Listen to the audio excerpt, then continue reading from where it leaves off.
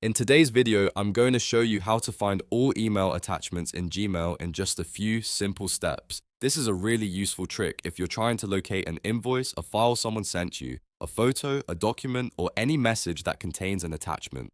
Instead of scrolling through your inbox one email at a time, you can use one quick search to instantly pull up every email with attachments. If this video helps, make sure to hit the like button and subscribe for more easy tech tutorials. Alright, let's get started. First, open your browser and go to mail.google.com. Make sure you're signed into the Gmail account where you want to search for attachments. Once Gmail loads, look at the search bar at the top of the page. This is where you can use Gmail search operators to find exactly what you need. In the search bar, type has colon attachment. This tells Gmail to show only emails that include one or more attachments. After typing it in, press enter on your keyboard. Email will now search your entire mailbox and display all the emails that contain attachments. This works great when you know a file was sent to you but you don't remember who sent it or when it arrived. You can then browse through the results and look for the email you want. If you want, you can also open any message from the list to view the attachment directly inside Gmail. From there, you can usually preview the file, download it to your device, or forward the email if needed.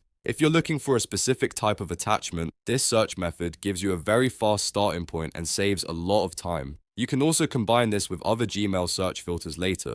But for finding all attachment emails, has colon attachment is the key command, so just remember the steps. Go to Gmail, type has colon attachment in the search bar, press enter, and then open any email to view or download the attachment. If this tutorial helped you, please give it a like and subscribe for more quick Gmail tips and simple how-to guides. Thanks for watching, and I'll see you in the next one.